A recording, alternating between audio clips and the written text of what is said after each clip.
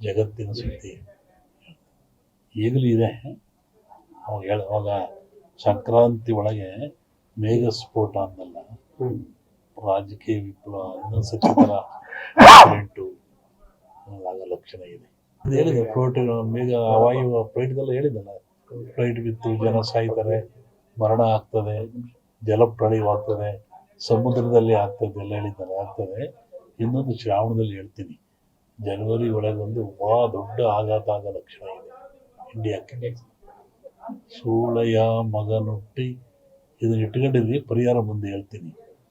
ಸೂಳೆಯ ಮಗನುಟ್ಟಿ ಆಳುವನು ಮುನಿಪುರವ, ಯುದ್ಧವಿಲ್ಲದ ಮಡಿಯೇ ಪುರವಲ್ಲ ಕೂಳಾದೀತು. ಇದು ಹಾಕ್ರಿ, ಇದು ರಿಸಲ್ಟ್ ಹೇಳ್ತೀನಿ, ಆಮೇಲೆ ಬಿಡಿಸಿ ಹೇಳ್ತೀನಿ ಅದನ್ನು ಏನಂತ. ಇನ್ನೊಂದು, ಅಕಾಲದಲ್ಲಿ ಮಳೆ ಬಂದರೆ ಸಕಾಲದಲ್ಲಿ ಮಳೆಗೆ ತೊಂದರೆ ಆಗ್ತದೆ. ಮುಂದೆ ಬೇಕಾದಾಗ ಮಳೆ ಬರಲ್ಲ.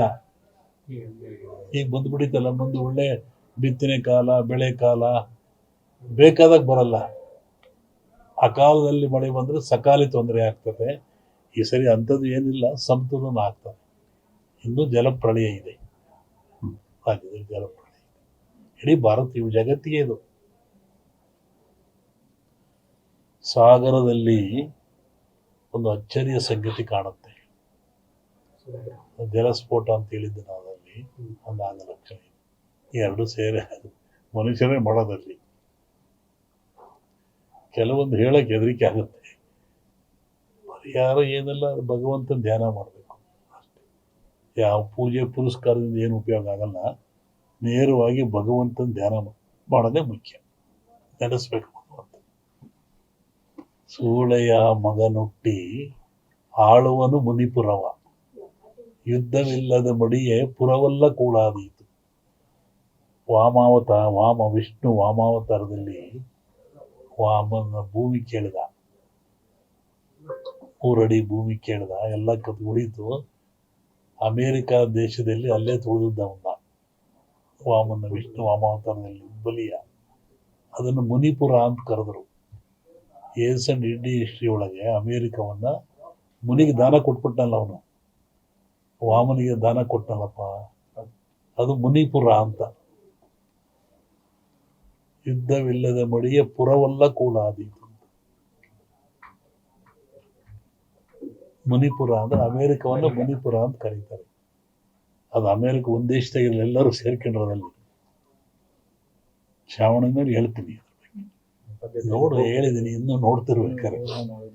ಹಿಂದೆಲ್ಲ ಹೇಳಿದ್ದಲ್ಲ, ಮೊನ್ನೆ ಹೇಳಿದ, ಕೆಲವು ಮುಳುಗ್ತವೆ ದೇಶಗಳು, ಕೆಲವು ಹೇಳ್ತವೆ, ಹೊಸ ರಾಜ್ಯಗಳು ಉತ್ಪತ್ತಿ ಆಗ್ತವೆ ಅಂತ ಮೊನ್ನೆ ಹೇಳಿದ್ದಲ್ಲ.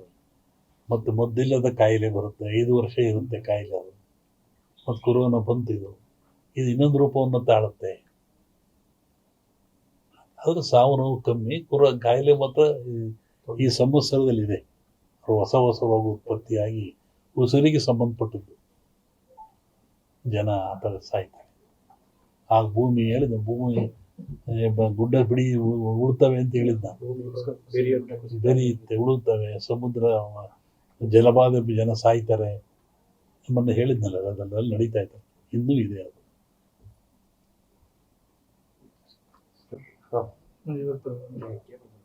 ಹೇಳಿ.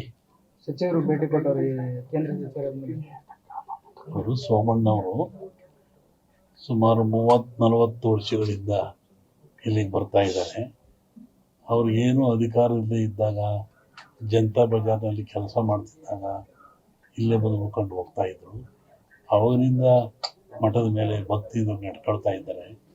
ಮೊನ್ನೆ ತುಮಕೂರ ಗೆದ್ದೆ ಬುದ್ಧಿ ಮಂತ್ರಿ ಆದ್ರೆ ಬರೋಕ್ಕಾಗಿಲ್ಲ, ಮಠಕ್ಕೆ ಬರ್ತೀನಿ ಅಂತವ್ರು ಅದನ್ನೇ ಬಂದರು. ಈಗಲೂ ಅದನ್ನೇ ಹೇಳ್ತಾ ಇದ್ರು, ನಾನು ಜೀವನದಲ್ಲಿ ಮಠ ಬರ್ತಿಲ್ಲ, ಏನಾರ ಅನ್ನ ತಿಂದು ಇಲ್ಲಿಂದ ನಾನು ಭಕ್ತ ಬುದ್ಧಿ, ನಾನು ಭಕ್ತಿಯಿಂದ ಬಂದಿದ್ದೀನಿ, ಮಂತ್ರಿಯಾಗಿ ಬಂದಿಲ್ಲ, ಶಿಷ್ಯನಾಗಿ ಬಂದಿದ್ದೀನಿ ಅಂತ ಹೇಳಿದ್ರು.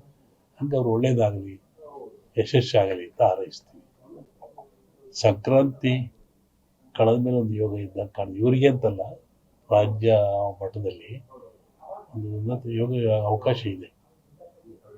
ಹೋಗಿದ್ದಾರಲ್ಲ, ಅದು ರಾಜ್ಯದ ಮಟ್ಟಕ್ಕೆ, ನಿಮ್ಮ ರಾಜ್ಯದ ಮಟ್ಟಕ್ಕೆ ಸಂಕ್ರಾಂತಿ ಮೇಲೆ ರಾಜಕೀಯ ವಿಪ್ಲವ ಆಗೋ ಲಕ್ಷಣ ಇದೆ. ನಾನು ಮೊದಲೇ ಹೇಳಿದ್ದಾನು, ಯುದ್ಧಗಳಾಗ್ತದೆ, ಜಲಪ್ರಳಯವಾಗ್ತದೆ, ವಾಯುಪ್ರಳಯ ಆಗ್ತದೆ, ಭೂಪ್ರಳಯವಾಗ್ತದೆ, ಎಲ್ಲ ಜನ ಸಾಯ್ತಾರೆ, ಆಕ್ರಮಣ ಹೆಚ್ಚಾಗ್ತವೆ, ಮೇಘ ಸ್ಫೋಟ ಆಗ್ತದೆ ಅಂತ ಹೇಳಿದ್ದಾರೆ. ಇನ್ನೂ ಒಂದು ಮೇಘ ಸ್ಫೋಟ ಆಗೋದಿದೆ, ಊಹಿಸಲಾರದ ಒಂದು ದುಃಖ ಈ ಭಾರತಕ್ಕೆ ಬರ್ತದೆ. ಪ್ರಕೃತಿದತ್ತವಾಗಿ ಆಗ್ತದೆ ಮೇಘ ಸ್ಫೋಟ. ಅದನ್ನು ಹೇಳಿದ್ದಲ್ಲ, ಮೊದಲು ಹೇಳಿದ ಒಟ್ಟಿಗೆ ಜನಜೀವನ ಅಸ್ಥಿರ. ಯಾವಾಗ ಮನೆಗೆ ಬರ್ತಾನೆ ಹೋಗ್ತಾನೆ ಅಂತ ಹೇಳೋದು ಕಷ್ಟ. ಅಸ್ಥಿರ ಇನ್ನೂ ಜಾಸ್ತಿ ಆಗ್ತದೆ.